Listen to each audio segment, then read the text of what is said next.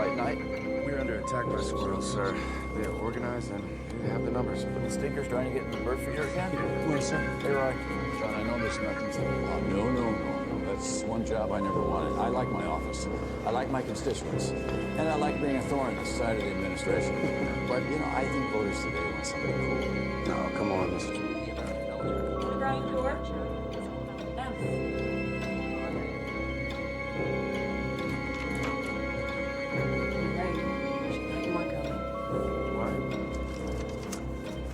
These are White House passes. Yeah, that might mean we're going to the White House.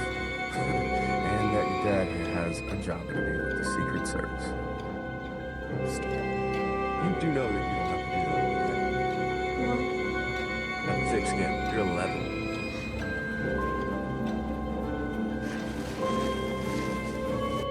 Let's get started.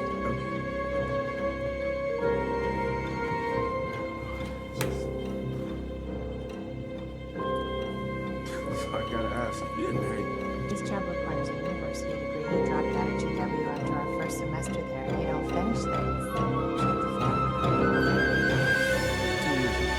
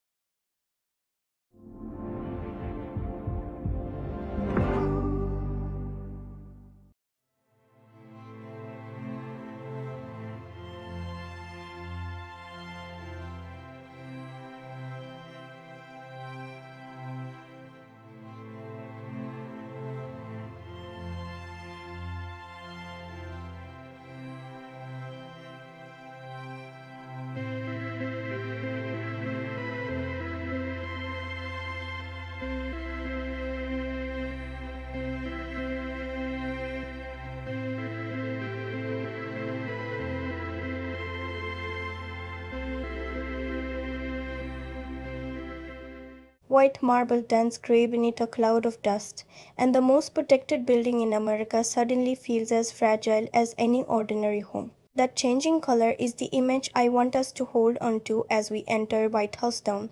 At first, everything appears polished, ceremonial, and carefully preserved. The corridors shine, portraits watch silently from the walls. Every room carries the weight of history, yet underneath that immaculate surface is a structure filled with people, tensions, private disappointments, and institutions that can fracture far more easily than their architecture suggests. Welcome to the Cineflux, where we look beyond what happens in a film and listen for what moves beneath it. Here, cinema is not simply a chain of events. It is an arrangement of images, rhythms, performances, and emotions that can reveal something larger than the plot containing them.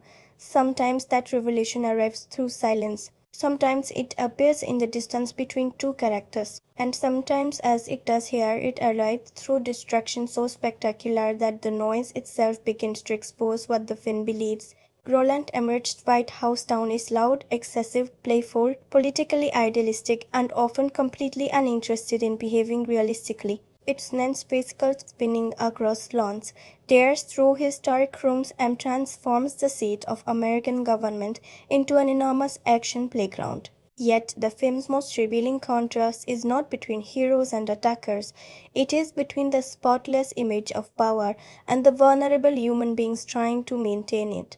That is where our journey begins, because beneath the explosions, there is a father who wants his daughter to believe in him. There is a president whose authority becomes meaningless without the courage of ordinary people. There is a child who understands the symbolic value of the White House before many of the adults around her understand what it means to protect it. Their emotional stories are simple, perhaps deliberately so, but simplicity is not always emptiness. In the right kind of action film, a straightforward feeling can become the thread that keeps an absurd spectacle emotionally readable. John Cale does not enter this story as the flawless hero the building appears to demand. He is capable but inconsistent, brave but still unproven, and desperate to repair the distance between himself and his daughter Emily. He wants a professional opportunity, but he also wants something more intimate, the chance to be seen differently by the person whose opinion matters most to him. His visit to the White House therefore begins with two forms of aspiration standing side by side. One is political and architecture, represented by the building itself. The other is painfully personal. The film will repeatedly bring those two forms together. A national crisis becomes a family crisis.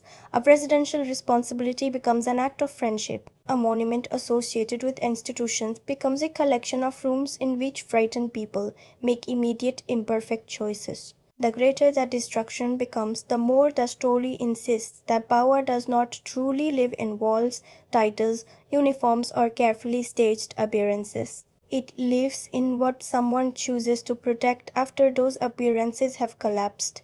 This is why the white of the White House becomes such a useful emotional motif. Early on, it represents order. It is bright, controlled, almost untouchable. As the attack unfolds, that white is stained by smoke, debris, fire, and panic. Transformation is hardly subtle, but subtlety is not the language Emmerich is speaking. He works through skill. He makes symbols enormous so that their vulnerability can be seen from a distance. And still, the film does not remain solemn for long. Humor moves through the danger, sometimes as relief and sometimes as a refusal to let a political symbolism become too heavy. Young Cale and President Sawyer gradually develop the rhythm of an improvised action partnership. One understands the immediate physical threat, the other carries the symbolic burden of the office. Their chemistry gives the film its pulse, because neither man is allowed to remain exactly what his title says he should be. The protector needs trust, the president needs protection. Both must become more human before either can become heroic. As we move through this essay, we will look at how that partnership carries a film built from familiar materials. We will consider why the action often feels closer to a playful throwback than a modern political thriller, how the movie uses the White House as both national monument and oversized movie set, and why its emotional sincerity survives even when its logic begins to bend. We will also be honest about where the film weakens, its length changes its momentum. Its villains carry motives that are sometimes tangled without becoming deeper. Its political imagination is hopeful in ways that can feel appealing, naive, or both at once. The spectacle occasionally overwhelms the people inside it, and the repeated escalations can make danger feel less urgent rather than more intense. But there is something worth examining in that very excess. White House Down does not ask us to believe that this could happen exactly as shown. It asks whether we are willing to enter a heightened fantasy where damaged institutions can still be redeemed through individual courage, cooperation, and sacrifice. That fantasy carries the optimism of an earlier action tradition, even as the film arrives in a period shaped by political division and deep suspicion toward public authority. So let us enter these corridors before the marble loses its shine. Let us notice the ceremonies, the barriers, the portraits, the rehearsed language, and the confidence with which every system appears to function. The coming destruction matters because the building first has to feel permanent. Its dust can only carry meaning if we understand what the spotless surface promised. And to understand that promise, we need to step outside the film for a moment and return to the world of 2013, a world already asking whether its symbols of security were truly as strong as they appeared. In 2013, the polished surfaces of American power carried a complicated reflection. Barack Obama had begun his second presidential term, but the optimism once associated with his rise was increasingly sharing space with political division, debates over surveillance, continuing overseas conflict, and a growing distrust of institutions. The White House remained one of the world's most recognizable images of authority, yet the meaning projected onto it depended entirely on who was looking. That tension gave a film like White House Down an unusually charged stage. It could treat the building as a symbol of democratic continuity, but it could also expose the anxiety beneath that symbol. What if the systems designed to protect power were compromised from within? What if official authority became helpless? What if the survival of the presidency depended not on the machinery of government, but on one imperfect person acting without permission? These questions were not new to cinema. American action films have repeatedly placed national identity inside a vulnerable building, vehicle, or city, then asked a physically capable hero to restore order. This structure is comforting because it compresses an enormous political fear into a problem one person can confront. Institutions may be too complicated to understand, but a locked corridor, a wounded ally, and a visible enemy can be turned into immediate dramatic choices. By 2013, however, that heroic formula belonged to two eras at once. Hollywood was deep inside the age of interconnected franchises, comic book universes, digital destruction, and globally calculated blockbusters. Superheroes were increasingly becoming the default bodies through which large-scale danger was processed. Against that landscape, John Cale felt almost old-fashioned. He did not possess extraordinary powers, advanced technology, or a mythology extending across multiple films. He was a variation on the ordinary action hero, trained enough to survive, flawed enough to remain accessible, and emotionally motivated by a damaged family relationship. That familiarity was part of the attraction. White House Down arrived as a modern production carrying the spirit of an earlier blockbuster tradition. Its central fantasy owes much to the action cinema of the late 20th century, especially stories in which one capable outsider becomes trapped inside a controlled location and is forced to defeat a coordinated threat. The pleasure comes from watching space transform. Offices become hiding places. Ceremonial rooms become defensive positions. Everyday objects acquire unexpected value. Geography becomes suspense. But something curious happened in 2013. Hollywood released two major films about an armed assault on the White House within only a few months of each other. Olympus Has Fallen arrived first, presenting the premise with a darker, harsher, and more militarized intensity. White House Down followed in June and approached similar imagery with a lighter touch, more humor, and a more openly idealistic political imagination. The coincidence made comparison unavoidable. Even before many people had seen Emmerich's film, its central hook no longer felt singular. The image of the White House under attack had already been placed on screens that year. This may have weakened the second film's sense of urgency, but it also clarified what made the two approaches different. White House Down was less interested in sustaining dread than in creating a buddy action adventure inside a national monument. Its violence therefore sits beside jokes, awkward exchanges, family emotion, and moments of deliberate absurdity. The building is endangered, but the film does not want reverence to become stiffness. It wants the White House to feel important and strangely approachable at the same time. That tonal choice reflects a particular form of American cinematic optimism, the belief that institutions can be criticized, damaged, and even mocked while the ideas associated with them remain worth defending. This is where the film's politics become both sincere and simplified. President Sawyer is imagined as a leader pursuing a hopeful international agreement, while the forces against him emerge from resentment, militarism, profit, and personal grievance. Complex political conflict is reduced into clean emotional positions. Peace is difficult but morally desirable. Violence feeds itself.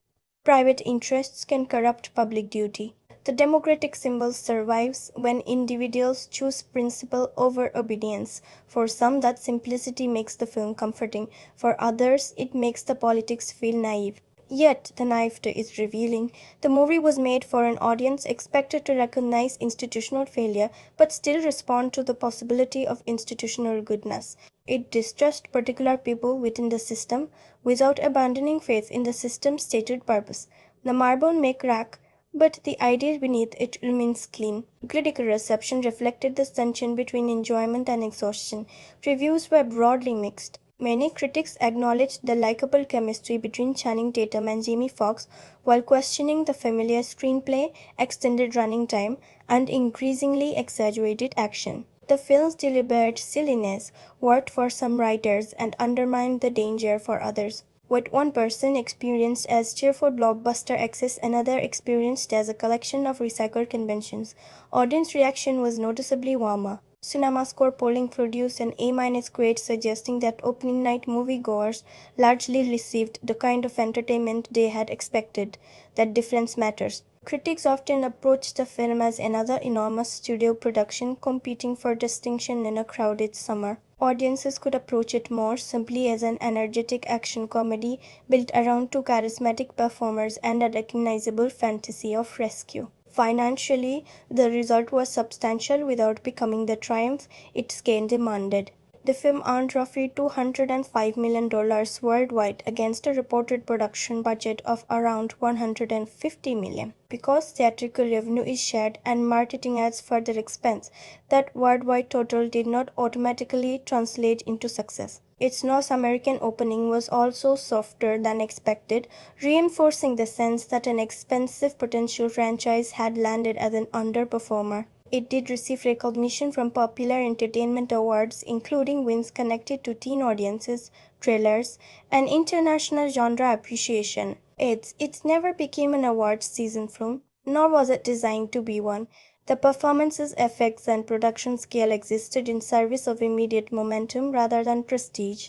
What may have been overlooked was not hidden dramatic profundity, but the difficulty of maintaining charm inside such a mechanically complicated production. The easiest version of this film would have been noisy and lifeless. The chemistry at its center prevents that outcome. Time has also changed the terms on which the movie can be enjoyed. Removed from the competition and expectations of its theatrical release, White House Down works naturally as a home viewing discovery, a glossy, self-contained action film from an era before nearly every blockbuster seemed required to open another chapter. Its familiarity can now feel less like creative failure and more like genre comfort. You can recognize its machinery and still enjoy how smoothly parts of it move. At the same time, it remains perfectly marked by its moment, its faith in fundamentally decent presidency, its fear of internal extremism, its suspicion of a military economy that benefits from endless conflict, and its belief that public symbols can unite people all belong to the political imagination surrounding its release. Later years would make some of that optimism feel more distant. The film has not become timeless exactly. It has become a bright artifact of what a large studio action movie believed audiences might still want to trust. And that brings us back to the white surface before the dust. In 2013, the building could still function on screen as a shared symbol, even while the film questioned the people guarding it. Emmerich takes that symbol, breaks it open, and searches for something human inside. To understand whether he finds it, we now have to meet the film on its own terms. Who enters those corridors? Who controls the camera? And what kind of action story is waiting behind the ceremonial doors? Behind the ceremonial doors is a 2013 political action thriller directed by Roland Emmerich and written by James Vanderbilt. It stars Channing Tatum as John Cale, Jamie Foxx as President Sawyer, Joey King as Cale's daughter Emily, Maggie Gyllenhaal as Secret Service official Carol Finetti, and Jason Clarke, Rich Jenkins and James Woods in key supporting roles. On paper, its premise is almost aggressively simple. John Cale, a Capitol police officer who wants to join the Secret Service, brings Emily with him to the White House while he attends an interview. Their relationship is strained because he has not always been the dependable father she needs. The visit is meant to accomplish two things at once: improve his professional future and give him a chance to reconnect with his daughter. Then the White House is seized. Cale finds himself separated from Emily and trapped inside the building as an organized dismantles the systems designed to protect it. President Sawyer is also placed in immediate danger. Kyle's rejected ambition to guard the prison suddenly becomes a responsibility no official appointment can grant him. He must protect Sawyer, find Emily, and navigate a building whose polished rooms are being rapidly transformed into hostile territory. At the level of genre, this is a contained rescue thriller expanded to blockbuster proportions. It borrows the architecture of a siege film, the momentum of a buddy action comedy, the emotional simplicity of a family drama, and the scale of a disaster spectacle. Emmerich treats each of those elements with complete confidence, even when they do not always fit together gracefully. That confidence is central to the experience. Emmerich is a filmmaker drawn to monumental images. His cinema frequently places familiar structures under impossible pressure, using destruction as a way to make cultural symbols visible again. Buildings we normally stop noticing become emotionally charged when they bend, burn, or collapse. In White House Down, he does not need an entire planet to create that effect. He concentrates his fascination with scale inside one of the most symbolically loaded buildings in the world. Yet the film is not primarily about architecture. Its real engine is the contrast between Cale and Sawyer. Channing Tatum brings physical credibility to Cale without turning him into an emotionless machine. His size and movement make the action believable within the film's exaggerated world, but his most useful quality is his underlying uncertainty. Cale is always trying to prove something. He wants to appear capable, especially in front of Emily, yet the film continually places him in situations where confidence alone is insufficient. Tatum allows embarrassment, frustration, and affection to remain visible beneath the heroic surface. Jamie Foxx approaches President Sawyer through a different energy. His performance is controlled, intelligent, and gently comic. Sawyer carries authority, but Foxx avoids making that authority feel untouchable. Once the protective rituals surrounding the presidency disappear, the director has to respond as a person rather than an office. This creates the film's most entertaining relationship. One man understands survives through immediate action, while the other understands the political meaning of what they are trying to survive. Joaquin gives the story its emotional witness. Emily is not merely someone waiting to be rescued. Her fascination with politics connects the intimate family story to the larger national symbolism. She sees the White House as history made physical, which means its destruction affects her as more than personal danger. Through her, the film argues that civic ideals can matter before someone is old enough to possess power. Maggie Gyllenhaal provides a steadier institutional presence as Carol Finnerty. While confusion spreads through the corridors, her character operates from the outside, attempting to understand the attack and restore coherence. Jason Clarke brings disciplined menace to the physical conflict, while the older authority figures played by Richard Gins and James Woods deepen the film's interest in loyalty, grievance, and the dangerous assumptions created by respectable appearances. Visually, this world exists between historical reverence and artificial spectacle. The White House is presented as a museum, workplace, residence, fortress, and movie set all at once.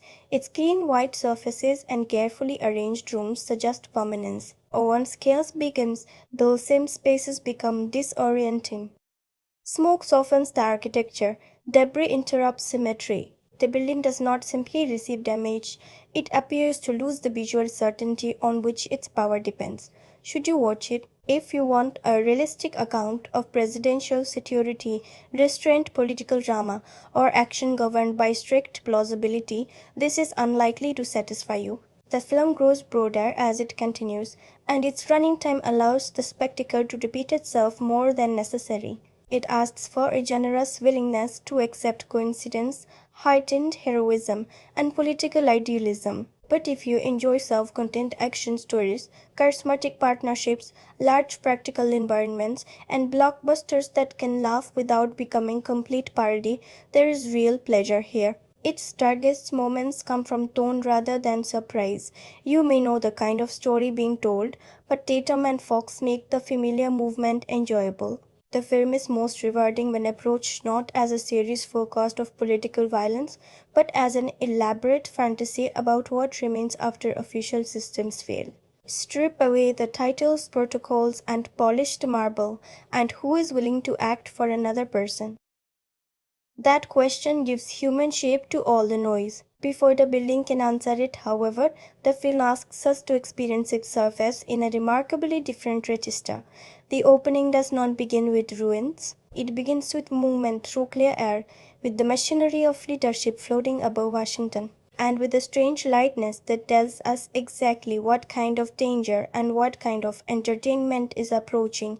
The opening flight over Washington creates an unexpectedly gentle first impression.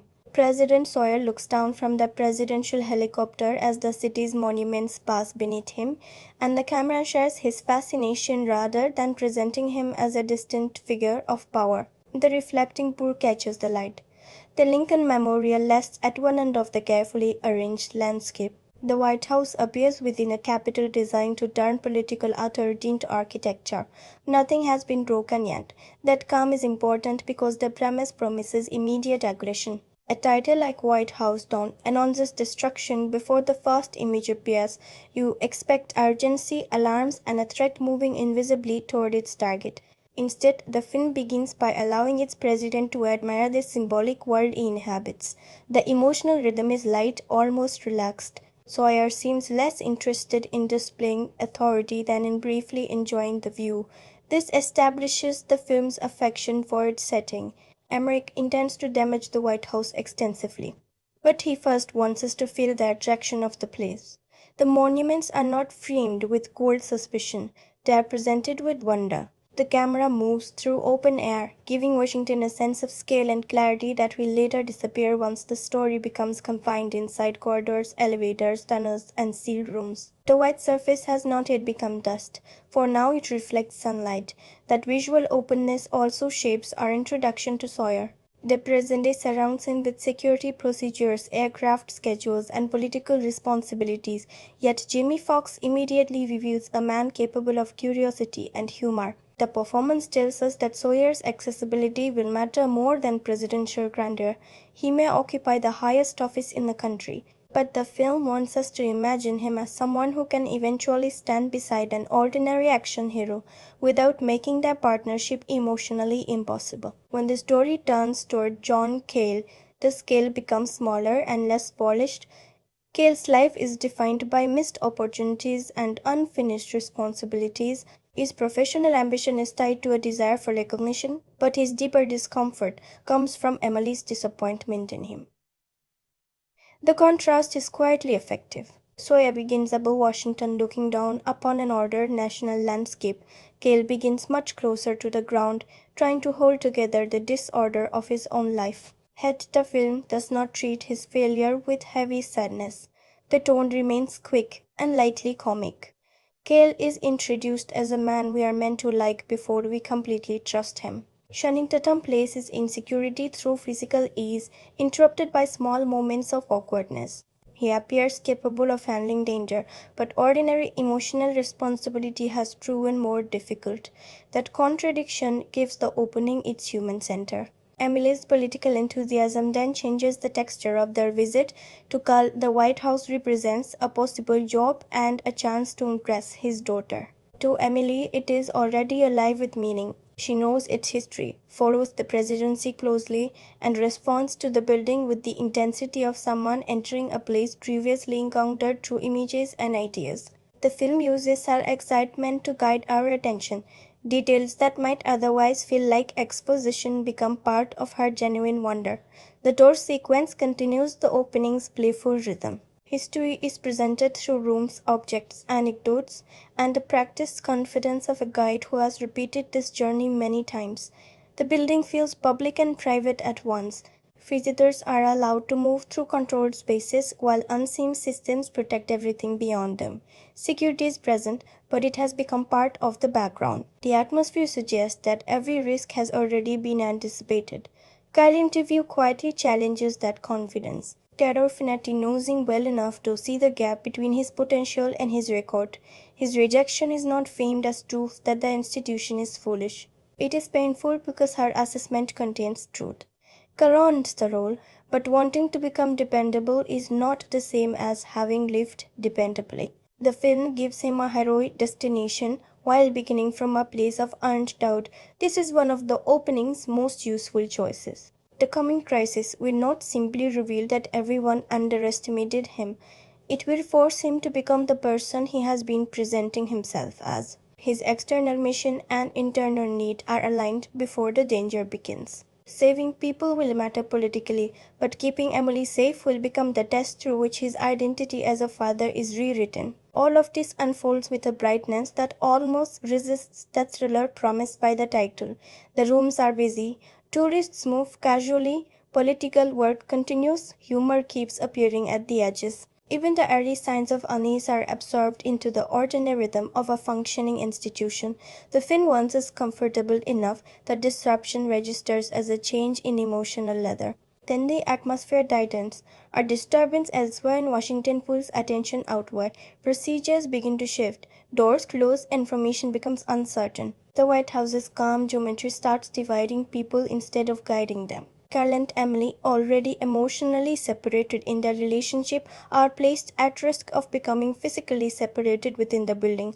The opening, therefore, does more than delay the action. It establishes what will be lost. Open sky will become enclosed space, white surfaces will become grey. Presidential ceremony will become physical improvisation. A father's promise will become a test he cannot escape through charm. The premise prepares us for destruction, but the opening prepares us to notice transformation.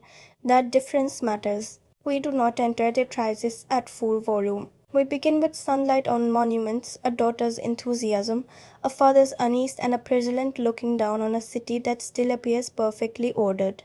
Only after that calm has settled does the film begin removing it piece by piece. The first rupture does not occur inside the White House. A sudden explosion at the Capitol redirects every gaze across Washington, pulling security attention toward one wounded symbol while another is quietly being placed in danger. The choice is dramatically efficient, but it also introduces the film's central anxiety. Institutions can be defeated not only through force, but through distraction. The system sees the smoke. It does not yet see the hand moving behind it. Within the White House, routine becomes confusion. Officials receive incomplete information. Protective procedures begin closing the building around the people inside it. Visitors who moments earlier were admiring history now find themselves trapped within it. The clean lines of the corridors no longer movement, they restrict it. Doors designed to create security become barriers between parents and children, protectors and civilians, knowledge and uncertainty. Cale's first response is shaped entirely by Emily. He does not understand the full political scale of the attack, and the film does not require him to. His purpose is immediate: find his daughter. That emotional clarity is what allows the increasingly complicated plot to remain accessible. While officials outside discuss command structures and national consequences, Cale moves through the building according to a father's fear. This is where White House Town reveals itself as character-driven inside a war-driven spectacle. The machinery of the story is enormous. Government succession, military response, presidential security, and international policy all enter the frame. Yet the momentum depends on one damaged relationship. Without Emily, Cale might still act bravely, but his movement would become professional rather than personal. She turns every hallway into a measure of his failure and every decision into a chance to repair it. Emily, meanwhile, responds in a way consistent with the intelligence established earlier. She observes. Her knowledge of political symbolism has prepared her to recognize the importance of what is happening, even if she cannot fully control her danger. Once she records evidence of the attackers, the act is courageous and impulsive at once. The film does not transform her into a miniature action hero. It allows her greatest strength to be attention. That matters because attention is precisely what the adults have lost. Security has become dependent on procedure, and procedure assumes that appearances are reliable. Uniforms, access points, credentials, and change of command create a visual language of trust. The attackers exploit that confidence. The White House is not simply overwhelmed from the outside. Its own systems become instruments of confinement. The transformation of the building happens quickly. Ceremonial rooms fill with fear. Historic objects remain untouched for a moment while people rush past them. Smoke enters spaces designed to appear timeless. The sensory motif shifts again. White no longer means order. It becomes a background against which every mark of damage is visible. Dust does not hide the architecture, it exposes its vulnerability. Kai's escape from the control group begins his conversion from rejected applicant to unofficial protector. This is not because the film suddenly proves the Secret Service interview wrong. Careless criticism still matters. Cale has lacked consistency. What changes is that the crisis gives him no opportunity to postpone responsibility. He cannot promise to become better later. He has to become useful now. The action supports that emotional movement. Cale survives through physical instinct, observation, and adaptability rather than perfect strategic control. He rarely appears to possess the entire situation. He solves the threat in front of him, then discovers that the building contains another. This keeps him human even when his endurance grows increasingly heroic. He is not executing a flawless plan, he is improvising through fear. At the same time, President Sawyer is being moved through layers of protection that prove less reliable than their design suggests. The deeper he is taken into the building, the more exposed he becomes to decisions made by others. The irony is sharp.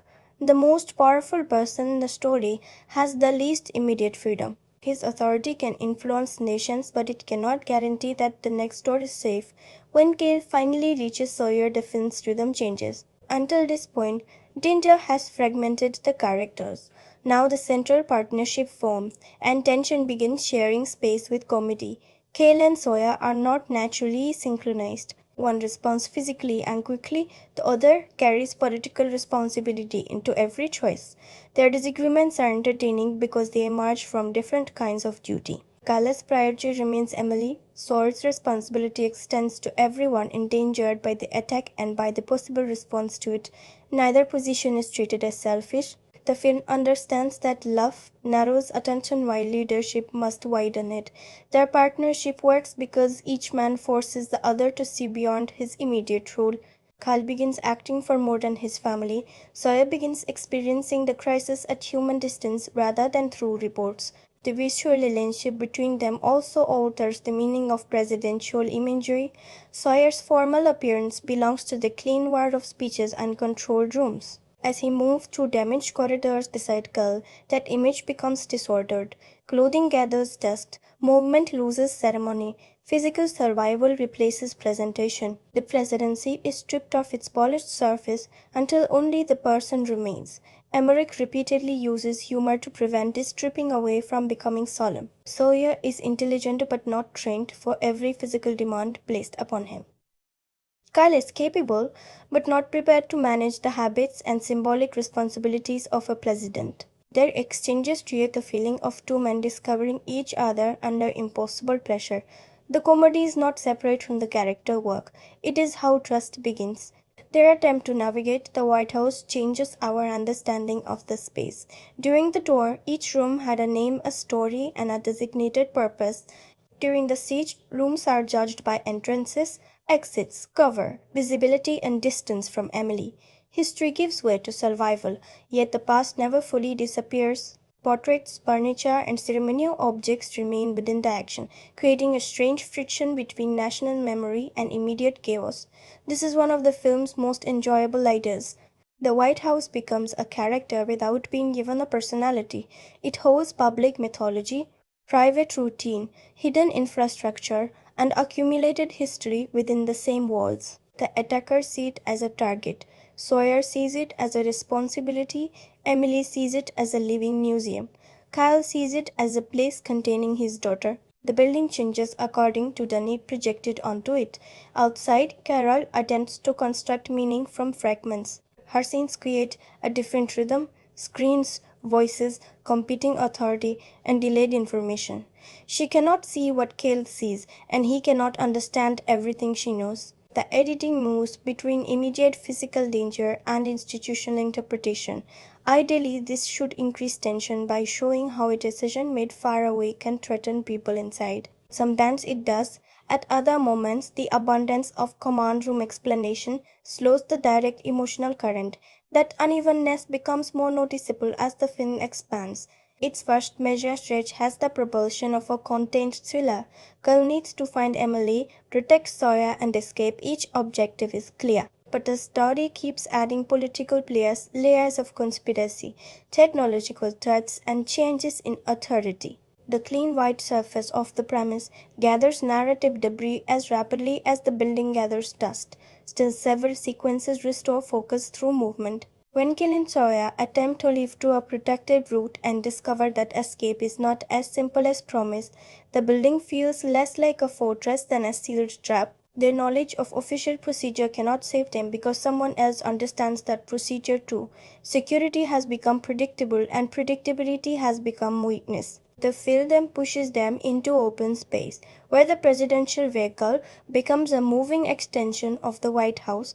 The action across the lawn is intentionally excessive, but it serves a visual purpose.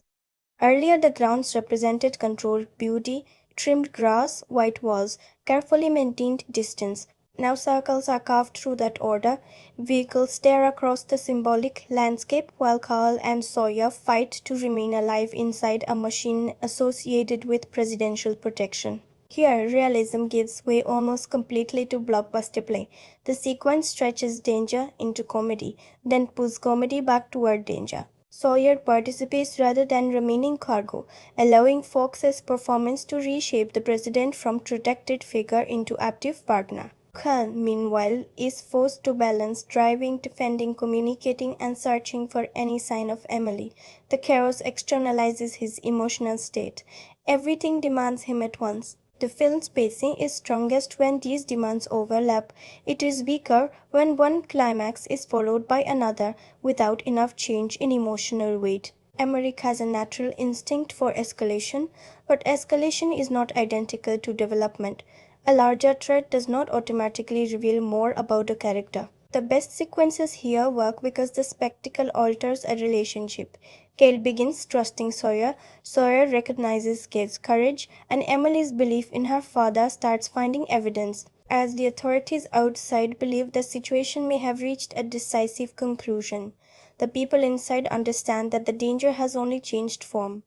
Assumptions spread faster than facts. Political succession begins moving forward, military responses grow more severe, and the White House becomes both a hostage site and a target that the government may decide it cannot preserve. This creates a powerful reversal.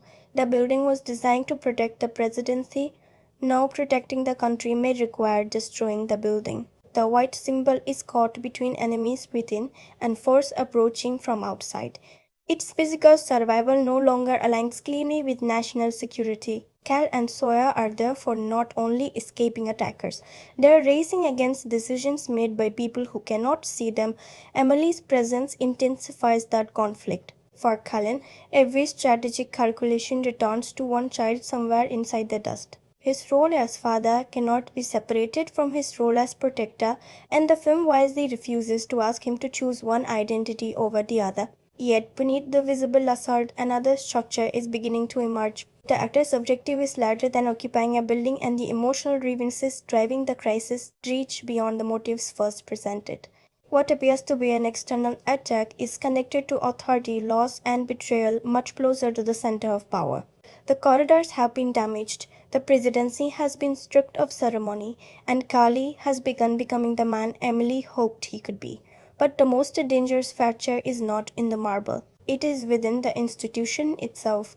And here is where the film shifts completely. The fracture inside the institution begins with a screenplay that entered Hollywood carrying unusual commercial confidence. According to contemporary trade reporting, Sony acquired James Vanderbilt's original script in March 2012 for approximately $3 million after considerable industry interest. That price did not guarantee artistic success, but it revealed how clearly the premise could be communicated. An attack on the White House, one unapproved protector, one endangered president, and one child trapped inside.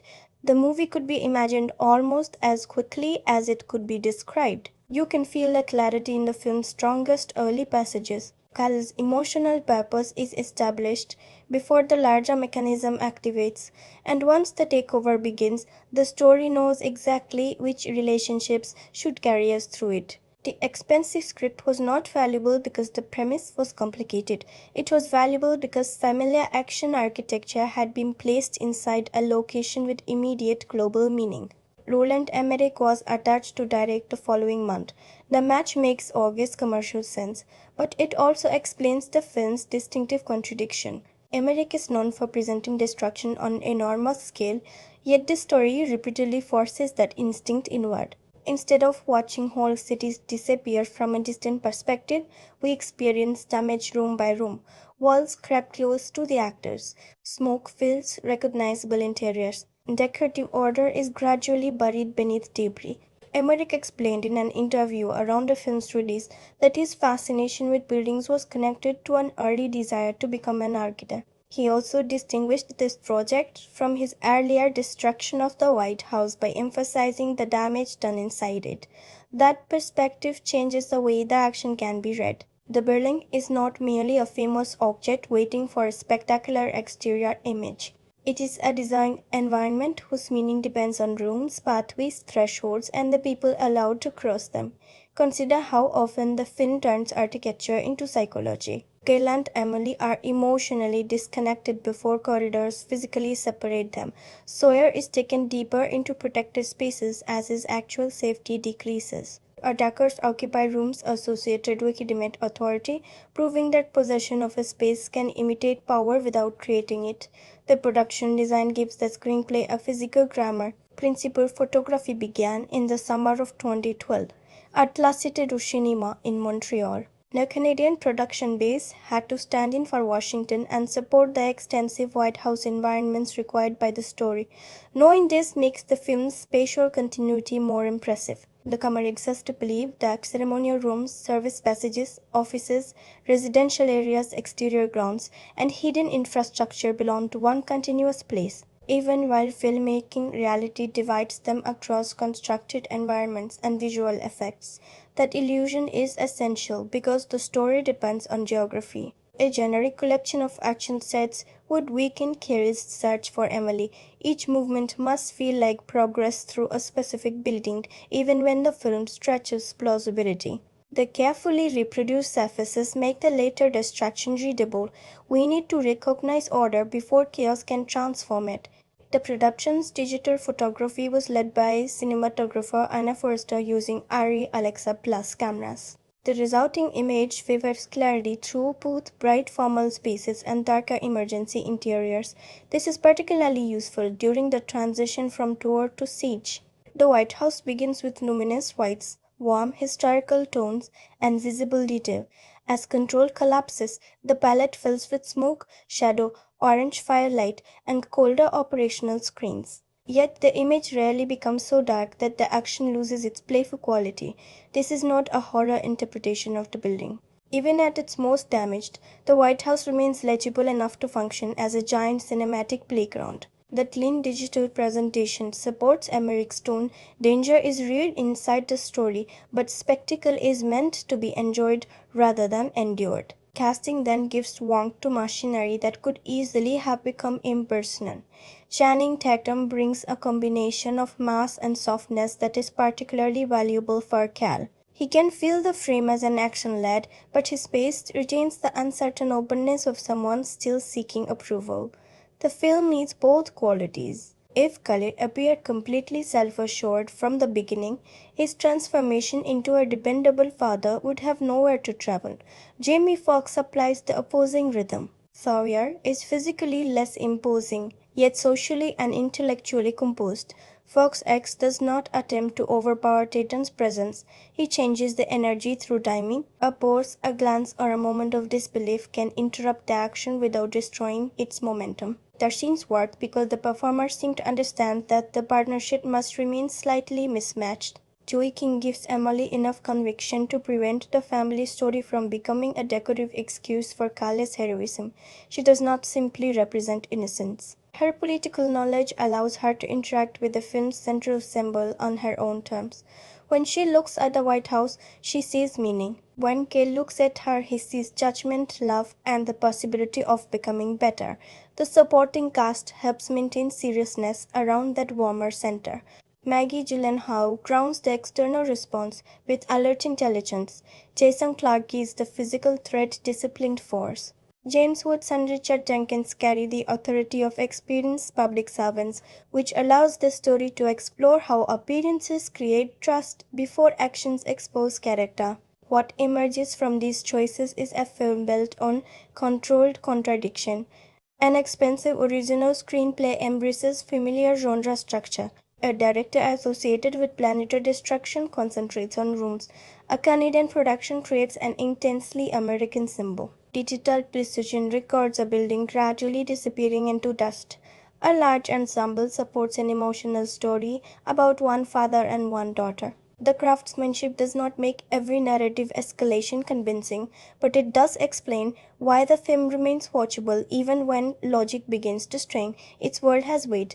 The doors feel solid. The rooms appear connected. The performers create friction and warmth within the machinery. And once the white surfaces begin to darken, the production's true achievement becomes clear. It has built an image of permanence detailed enough that watching it lose control can feel both spectacular and strangely intimate. What White House Down achieves most convincingly is not the illusion that its crisis could happen exactly this way. It is the creation of an emotional rhythm strong enough to carry us through the implausibility. The film understands that spectacle becomes exhausting when nothing human changes inside it. Its best choices therefore keep returning to character, chemistry, and the gradual removal of distance. Channing Tatum's performance is the foundation. Cale begins as someone physically prepared for heroism, but emotionally unprepared for the responsibilities already in his life. Tatum avoids making that contradiction heavy. He allows it to appear in the space between confidence and discomfort. Cale can handle another person's danger more easily than his daughter's disappointment. He knows how to act when a threat is visible. He struggles when the problem is his own unreliability. The interview with Carl establishes this with unusual efficiency. Carl enters, expecting his courage and connections to carry him toward the Secret Service. Carol calmly forces him to confront the record behind his self-image. Tatum's posture does much of the work. The easy confidence begins to tighten. He tries to defend himself, but the scene never allows him to become the victim of an unfair institution. We see that he wants the job partly because of what it represents to Emily. That scene proves Tatum fully understands the role. Cale is not simply embarrassed by rejection, he is afraid of returning to his daughter with evidence that her doubts were justified. The performance turns a professional failure into an emotional wound without demanding a dramatic speech. It gives the later action purpose. Every time Cal follows through under pressure, he is answering the truth Carlo placed before him. Jamie Foxx accomplishes something equally important from the opposite direction. Sawyer could easily become either a solemn symbol or a comic imitation of presidential mannerisms. Foxx avoids both extremes. He allows the president to remain intelligent and idealistic while revealing how strange ordinary survival becomes for someone surrounded by protective ritual. The presidential vehicle sequence shows how completely Fox inhabits that balance. Sawyer is placed inside action that should reduce him to frightened cargo, yet he begins participating with a mixture of urgency, disbelief, and improvisation. He does not suddenly become a trained action hero. He becomes a man who understands that the office can no longer protect him and that responsibility now requires physical risk. Fox's comic timing prevents the scenes from becoming self-important, but his commitment keeps the humor from dissolving the stakes. The chemistry between Tatum and Fox gives the film its identity. Their characters do not bond through sentimental confession, they bond through adjustment. Cale learns that Sawyer is more practical than he assumed. Sawyer learns that Cale's imperfect record does not define his behavior in crisis. Each begins compensating for what the other lacks. Their partnership becomes a small model of the political ideal the film wants to defend. People with different responsibilities cooperating because the situation is larger than either of them. Joaquin's performance gives that partnership emotional direction even when Emily is off-screen. She plays political enthusiasm without making it feel like a screenwriter's device. Emily is observant, stubborn, and brave, but still recognizably young. Her confidence sometimes exceeds her understanding of the danger. That mixture matters. If she were purely helpless, she would exist only to motivate Cale. If she were impossibly capable, the story would lose the vulnerability connecting father and daughter. Maggie now brings another kind of control. Carla spends much of the crisis outside the central action, processing fragmented intelligence while surrounded by officials whose authority can shift rapidly. Gyllenhaal gives those scenes clarity. Her performance communicates thought through small reactions, allowing us to see when information fails to fit the official explanation. She becomes the film's analytical conscience, the person still asking whether the polished version of events can be trusted. The screenplay is more than functional when it allows different forms of fatherhood, loyalty, and public duty to reflect one another. Carly's parental failure is personal and repairable. Other characters carry losses that have hardened into grievance. Sawyer treats the nation itself as a responsibility extending beyond immediate popularity. Emily's faith in political ideals becomes a test for the adults claiming to serve them. These parallels are not developed with great subtlety, but they give the action thematic shape. The attackers are not frightening merely because they possess force. They represent duty detached from conscience. Kale's heroism moves in the opposite direction. He has no official authorization to protect Sawyer, yet he acts because the human obligation is clear. The film repeatedly asks whether a battle creates a responsibility or merely announces it. Its writing also understands the usefulness of objects. The White House contains artifacts charged with historical meaning, and the screenplay lets some of them move between reverence and comedy. A presidential possession can be treated as important in one moment and inconvenient in another. Clothing, vehicles, passes, telephones, and portraits all carry official associations until the crisis forces them into practical use. That transformation supports the film's larger idea. Symbols matter, but they cannot act. People decide what those symbols mean. Visually, Emmerich and cinematographer Anna Forster establish power through symmetry. Early rooms feel balanced and composed. Figures are pushing within architecture that appears older and more stable than they are. The White House does not need to announce its authority because the frame has already organized everything around it. Once the assault begins, that balance breaks. Characters cross frames quickly. The building's white surfaces remain visible beneath damage, which makes every dark mark feel like an interruption of order. Space also changes according to control. Narrow passages become more useful because they limit threat. Open lawns, once ceremonial, become almost surreal arenas of pursuit. The film continuously rewrites the emotional meaning of size. Emmerich is less interested in silence than in contrast. But the quieter passages carry weight precisely because the film is so loud. When Cale pauses to listen inside a corridor, sound turns architecture into suspense. Distant movement suggests danger beyond the frame. A moment without music allows the building's emptiness to register. The White House, previously filled with doors, staff, and ceremony, suddenly sounds abandoned. Then impact arrives. Action is communicated not only by what we see, but by how pressure appears to travel through the structure. A disturbance in another part of the building can be felt before its meaning is understood. The score by Harold Closer and Thomas Wonder moves between patriotic scale, suspense pauses, and lighter action energy. It often enters to widen the meaning of an image. A shot of Washington can be lifted from geography into national symbolism. A moment of forward movement can become heroic before Cale himself feels heroic. The film already contains enormous visual information, and a continuously dominant score would flatten every emotion into the same level of urgency. King gives it belief. Gyllenhaal gives it intelligence. The architecture gives it symbolic weight, while the sound gives that architecture physical vulnerability. None of these achievements turn White House down into a profound political drama. That is not the form it chooses. What they do is transform a familiar rescue fantasy into something warmer and more specific than its premise promises. The film understands that white marble alone cannot inspire loyalty. It must first be associated with people, memory, failure, and hope. When the dust settles across those surfaces, we do not mourn the perfection of a building. We respond to the fragile human values that the building was supposed to represent. Dust tries to present a convincing version of himself during his interview.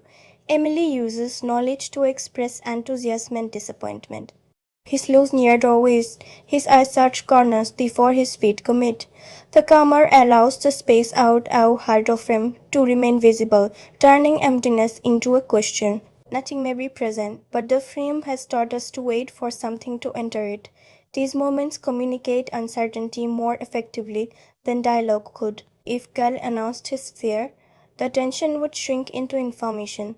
By withholding speech, the film lets fear remain physical. His breathing, posture, and changing speed tell us that he is surveying through attention rather than certainty. The White House also becomes more articulate once its ordinary voices disappear. During the tour, every room arrives with an explanation. We are told what happened there, what an object represents, and why a space matters. After the takeover, those explanations vanish. The rooms remain, but their meaning changes according to the figures crossing them. An empty ceremonial chamber no longer represents history, it represents exposure. This is cinema doing what spoken description cannot. Space changes emotionally without changing physically. The walls remain in place, yet the viewer's relationship with them has been written.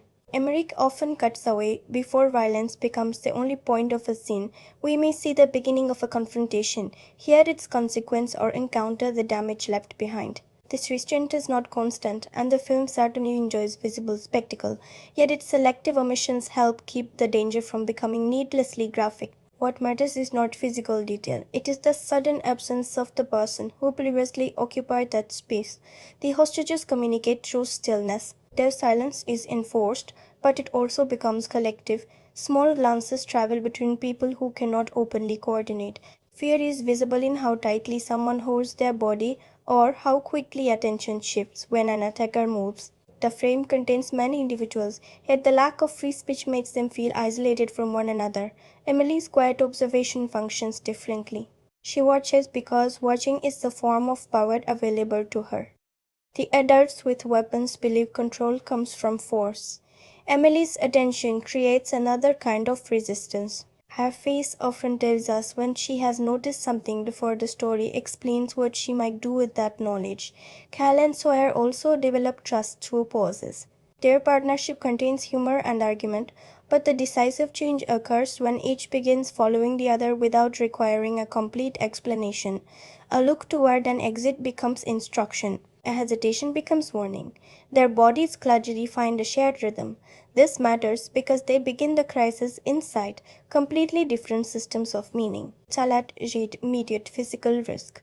Sawyer reads political consequence. Words can explain those differences, but movement shows when they are started to understand each other. They become a partnership when communication grows shorter. The camera occasionally holds on the damage after the action has moved elsewhere. Smoke drifts through a room, dust hangs against pale walls. Furniture remains displaced. These images do not mourn architecture in a sentimental way. They show how quickly permanence can become appearance. Here the white surface reaches another stage in its transformation. At first it represented confidence. During the attack, it made damage visible. In the quieter aftermath of a sequence, it begins to resemble memory. The original order is still present beneath the dust, but it can no longer be experienced innocently. The film's most eloquent omissions concern emotional confession. Cale is not given a long speech explaining every regret as a father. The story asks action to carry that meaning. He keeps moving toward Emily. He chooses her safety even when the political stakes widen around him. The absence of a grand confession protects the relationship from becoming too polished. Sawyer's idealism is also clearest when ceremony falls away. He does not need a podium for the film to reveal what he values. His hesitation before choices involving other lives communicates the weight of leadership more effectively than another political statement would. The boss tells us that authority is not simply the power to decide, it is the burden of understanding what the decision may cost. Even the attackers are sometimes defined by what they refuse to articulate. Their public justifications cannot fully contain the private grievance, resentment, and ambition beneath them. Silence becomes concealment. The plot's deeper betrayals depend on respectable surfaces, hiding motives that words have been carefully arranged to disguise. For the quietest language of White House Down is visual contrast. A clean room and a damaged one, an official portrait and a frightened person beneath it, a father searching while his daughter waits elsewhere, a president without an audience, a white wall slowly disappearing behind smoke. The film may be remembered for noise, but noise alone cannot give destruction meaning. The pauses teach us what to notice when the sound returns. They let the building breathe, the performers think, and the consequences briefly settle into the frame. Then another impact arrives and the silence is gone. But because we heard it, the next explosion carries more than volume. It carries the memory of everything the room looked like before. The problem is that White House Down does not always trust those quieter consequences. Whenever the film discovers an effective emotional beat, it often rushes toward another threat before that feeling has time to settle. Its instinct is always to enlarge. More danger, more political complexity, more damaged rooms, another apparent ending. The momentum remains active, but activity gradually becomes a repetition. The running time is the clearest wound. A contained action premise benefits from compression because every minute should make the building feel smaller and escape feel less possible. Here, the story expands outward. Command centers, succession procedures, military responses, technological complications, and shifting conspiracies compete with Cale's immediate search for Emily. Individually, many of these elements are functional. Together, they dilute the clean emotional line established at the beginning. The film is strongest when Cale's choices can be felt directly. It weakens when those choices are surrounded by explanations of threats whose scale has already been understood. Several action passages also reach natural conclusions, only for the movie to restart its urgency. This creates a strange flattening effect. A climax should concentrate everything that came before it. Repeated climaxes teach us that apparent resolution cannot be trusted, so each new escalation carries less surprise. The spectacle grows while the tension sometimes shrinks. The tonal balance between danger and comedy is similarly inconsistent. Tatum and Fox make humor feel natural when it comes from personality. Their differences generate relief without asking us to forget the crisis. The weaker jokes are imposed on moments that have not yet earned release. When humor arrives too close to fear or loss, the film can appear emotionally impatient.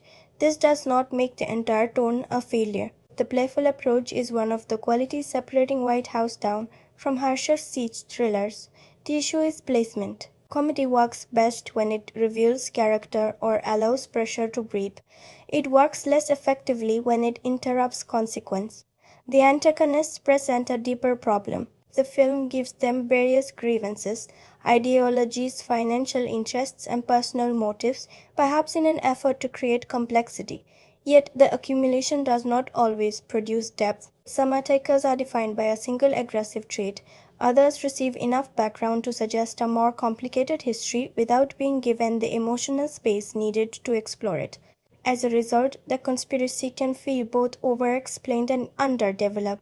We learn how different motives connect to the operation, but we do not always feel why those motives have become powerful enough to drive such extreme choices.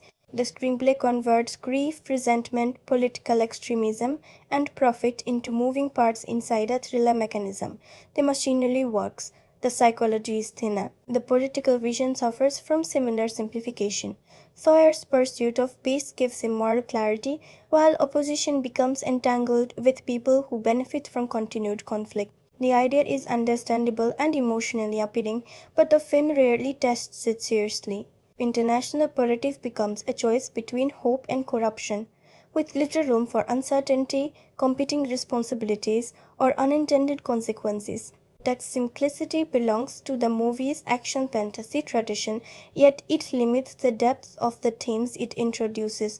The film wants to criticize the relationship between violence, power, and profit, but it mainly uses that criticism to strengthen the distinction between heroes and villains. A more searching story might have asked how good intentions operate within flawed systems. This one prefers to restore the clean surface. Emily is also caught between genuine character and narrative instrument. Joey King gives her conviction, and her political awareness makes her more memorable than a conventional child in danger. Still, the screenplay sometimes positions her exactly where the next escalation requires her to be. Her courage remains meaningful, but the design around it can become visible. Cale's transformation has comparable predictability. His early failures are specific enough to give him dimension, yet the crisis repairs his relationship with Emily through an overwhelmingly heroic demonstration. He does not have to perform the slower work of becoming consistently present. The film offers emotional satisfaction, but it simplifies what such repair would require outside an action fantasy. Visually, the building's gradual destruction is effective, though some of the larger exterior sequences lose the physical weight created by the interiors. When digital scale takes over, the White House can stop feeling like a tangible place and become a surface for effects. The strongest action keeps us aware of distance, walls, bodies, and limited movement. The weakest spectacle becomes motion without enough resistance. Even the central motif risks overstatement. White marble gathering dust is a powerful image because it expresses institutional vulnerability, but once nearly every room has been damaged, the transformation can no longer deepen. There is only more debris. The film occasionally mistakes additional destruction for additional meaning. These flaws are not equal. The length and repeated escalation are real structural wounds because they reduce tension across the entire second half. The simplified politics and villains limit thematic richness. Some tonal misjudgments and visual inconsistencies are smaller textures, noticeable without destroying enjoyment. What keeps the film alive is the warmth between the central characters. Whenever the plot becomes crowded, Tatum and Fox restore clarity simply by sharing the frame. Their partnership reminds us of the direct, enjoyable action film hidden inside the oversized production. That smaller fin is good enough to make the excess frustrating. White House Down does not fail because it lacks energy. It struggles because it has too much and refuses to let any of it go. Beneath the smoke subplots and repeated emergencies is a clean emotional story about trust. The film would be stronger if it protected that story with the same determination Cale brings to protecting the people inside the building. Beneath its political machinery, White House Down is really asking a personal question: what makes someone worthy of trust? The film begins in a world where trust is assigned through appearances. Uniforms signal authority. Titles establish rank. Secure rooms promise protection.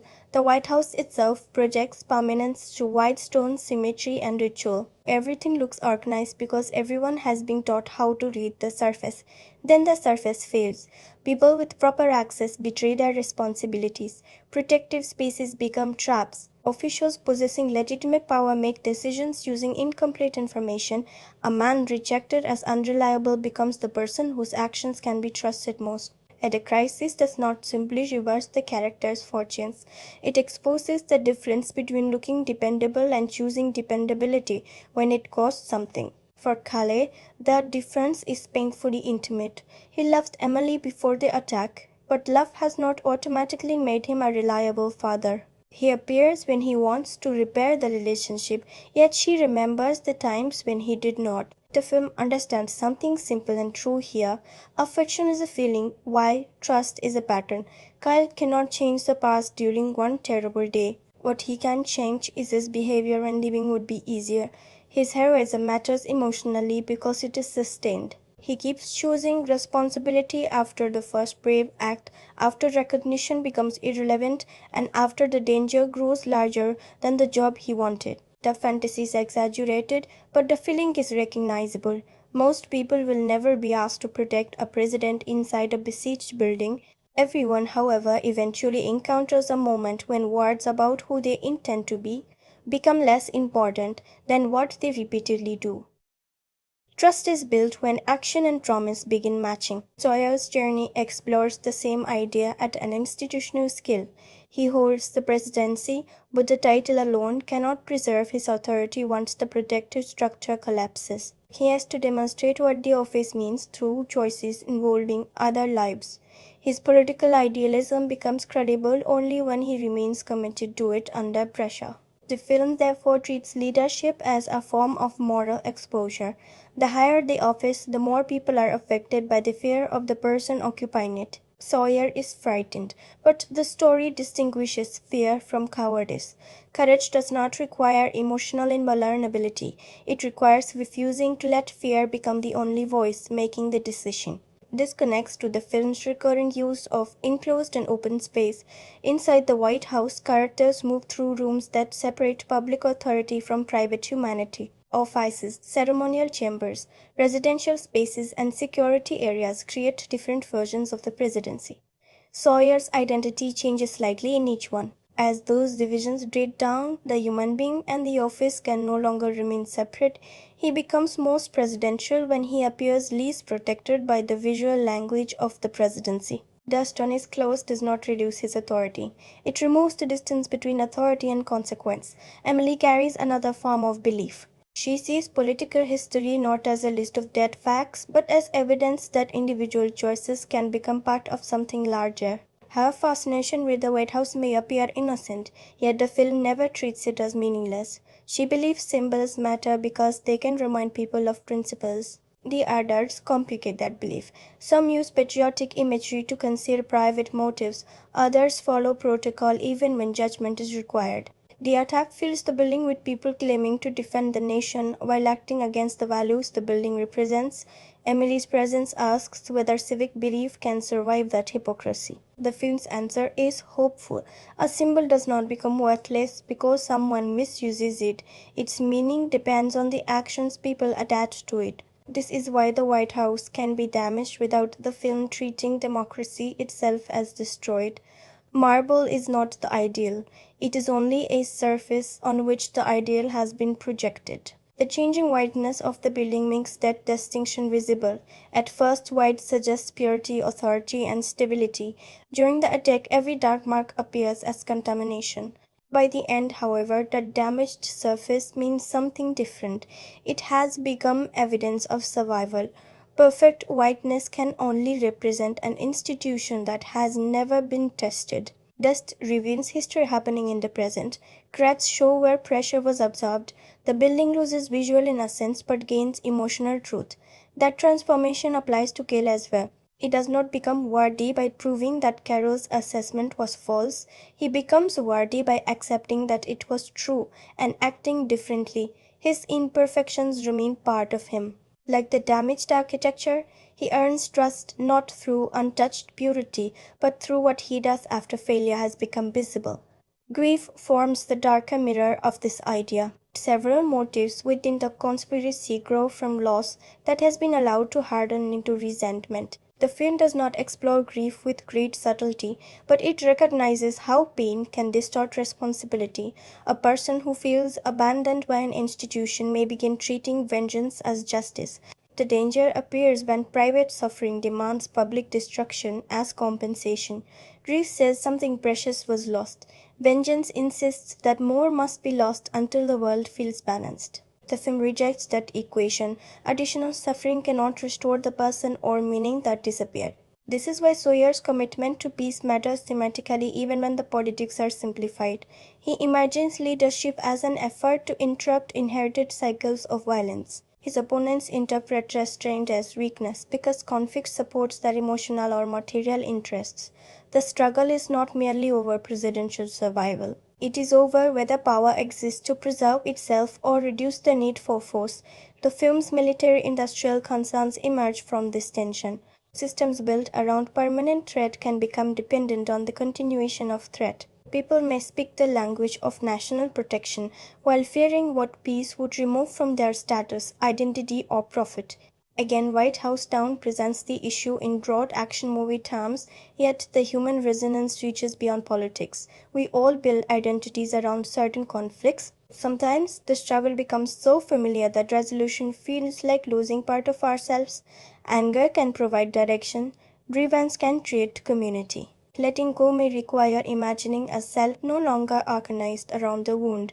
Color's path offers the healthier alternative. He does not defend his old identity. He changes through commitment. Sawyer does not preserve presidential dignity by remaining distant. He steps into danger beside another person.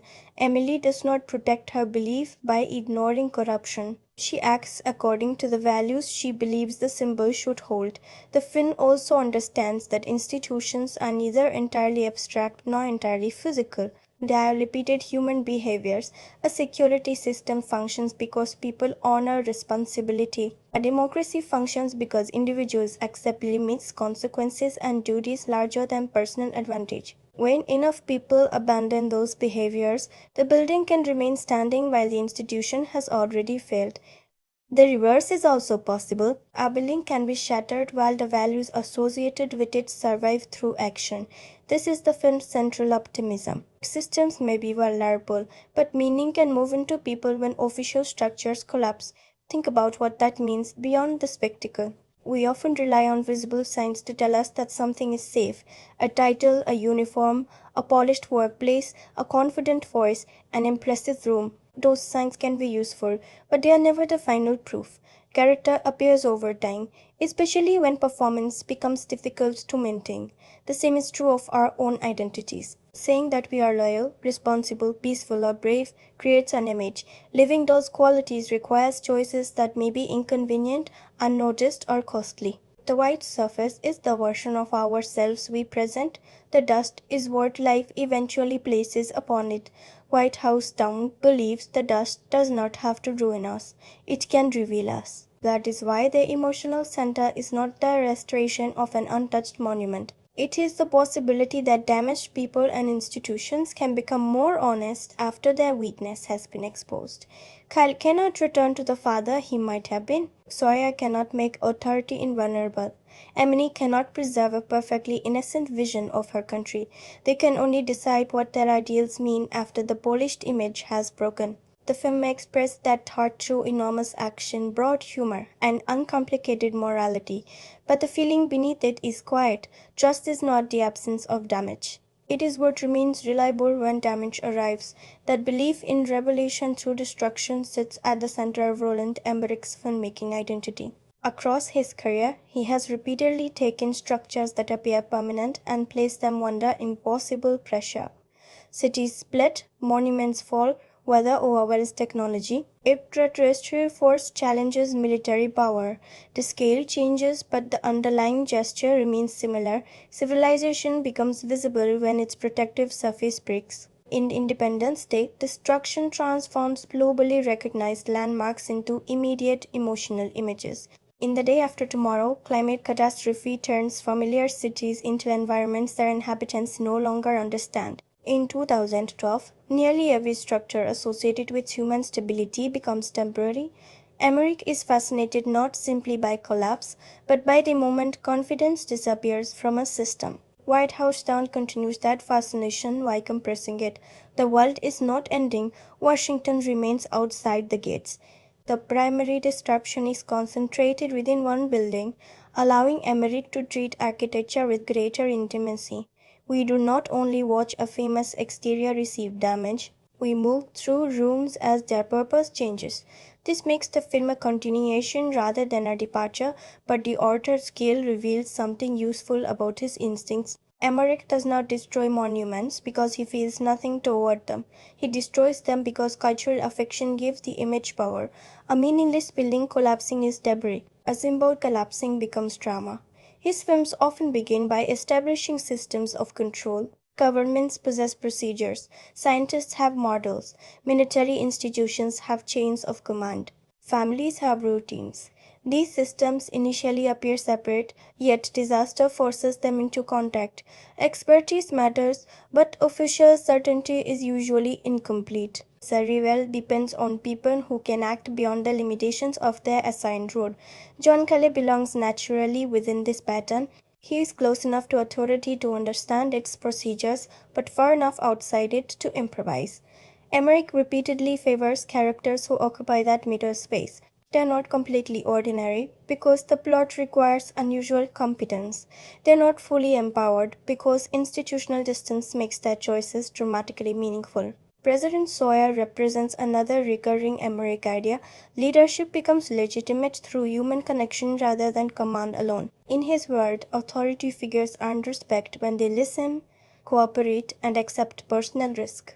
Titles may grant power, but moral authority must be demonstrated after the crisis begins. This is why his destruction often carries an unexpectedly hopeful tone.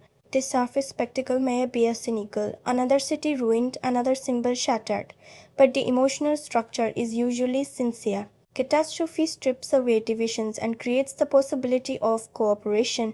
People who might never share a room are forced to recognize mutual dependence. That optimism can feel moving or simplistic, depending on the film. Emmerich sees large-scale danger as a moment when human differences become less important than shared survival. The idea is emotionally direct, but it can reduce political and social complexity. Conflict is transformed into a problem that courage, sacrifice, and unity can solve within the running time. In White House Down, this instinct produces the partnership between Cale and Sawyer. Their cooperation crosses social and institutional distance. The Capitol officer and the president become physically equal inside damaged rooms because neither title can stop the immediate threat. Emmerich does not erase their differences. He makes those differences useful to a shared objective. His visual signature also depends on clarity. Even when action becomes extravagant, he generally wants the viewer to understand the central image instantly. A presidential vehicle circling across the White House lawn is not subtle, but its special idea is clean. Order has become chaos. Protection has become pursuit. A ceremonial landscape has become an action arena. This preference for readable symbolism extends to character. Emmerich often builds people around recognizable emotional needs, so that spectacle does not require lengthy interpretation. Cale wants to regain his daughter's trust. Sawyer wants peace. Emily wants to believe in her father and the institution she admires. Their simplicity allows the film to move quickly between private emotion and public crisis. The limitation is that secondary characters may become functions within the mechanism. Some represent greed, vengeance, loyalty, or bureaucratic hesitation without developing beyond that purpose. Emmerich's attention moves toward the large pattern. Individual ambiguity can be sacrificed to maintain momentum and visual scale. Is White House Down a peak in his body of work? Not quite. It lacks the cultural impact and concentrated confidence of Independence Day, and its extended final act weakens the precision of its central premise. Yet it may be one of the clearest examples of his worldview, because the reduced geographic scale exposes the structure beneath his spectacles. Watching it reveals that Emmerich sees architecture as stored belief. Buildings hold ideas about safety, history, national identity, wealth, and human control. Destroying them on film releases those ideas into motion. The audience is invited to ask what the structure represented and whether that meaning can survive without the structure itself. He also sees cinema as a communal form of impossible rehearsal. We watch disaster safely, experience the collapse of certainty, and then participate emotionally in reconstruction. The pleasure is not only seeing the white surface disappear beneath dust, it is imagining that when the dust arrives, courage and cooperation might prove stronger than the wall. That hope is sometimes naive. It is also unmistakably his. In White House Down, Emmerich does not discover a new cinematic language. He brings his familiar language into narrower corridors, where destruction becomes less planetary and more personal. The result is not his greatest film, but it is a revealing one, a blockbuster in which every broken room repeats the filmmaker's most persistent conviction. Civilization is never as permanent as its buildings suggest. Its real strength appears only after the walls can no longer protect it. On a first watch, White House Down directs attention toward survival. Who controls the building? Where is Emily? And Cale reach Sawyer before the security structure collapses completely.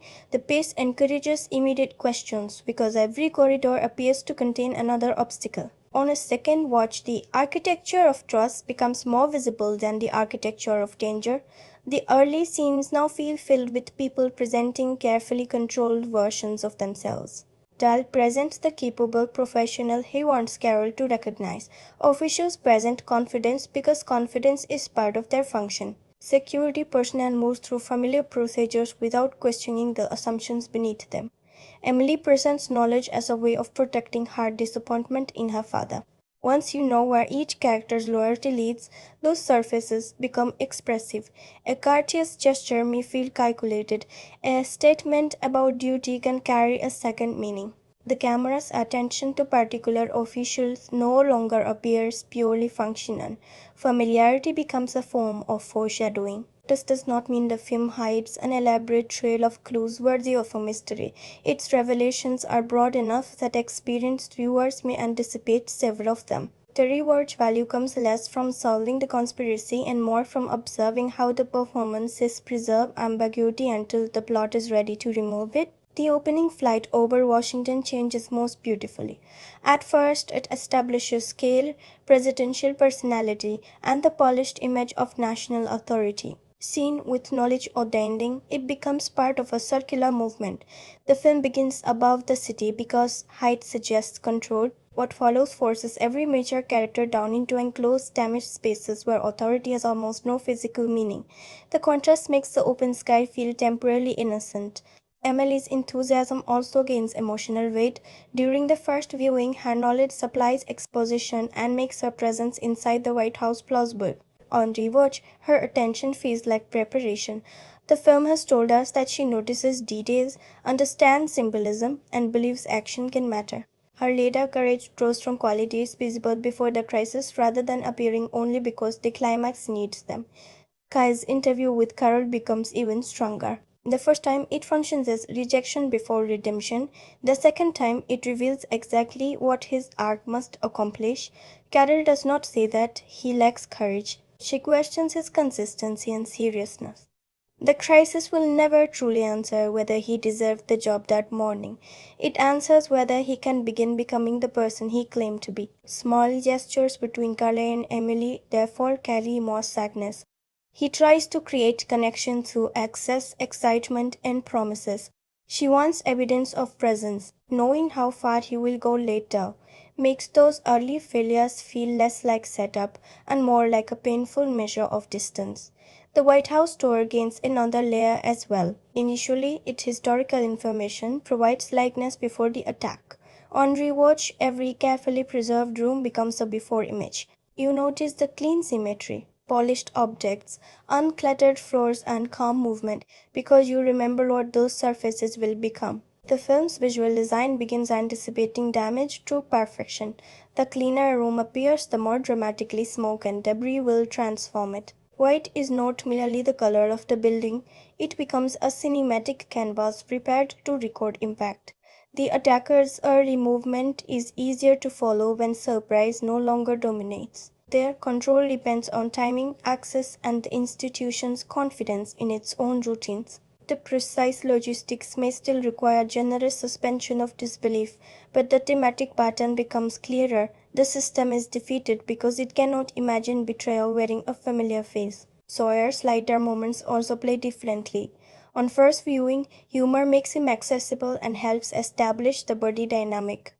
On rewatch, that humor protects the Finn's idealism. He is not presented as a flawless statesman descending from a monument. He is allowed irritation, uncertainty, and physical awkwardness. His humanity is not a witness the story must erase before he can lead. The Cale-Sawyer partnership remains the strongest reason to return. Surprise contributes little to their scenes. Timing contributes everything.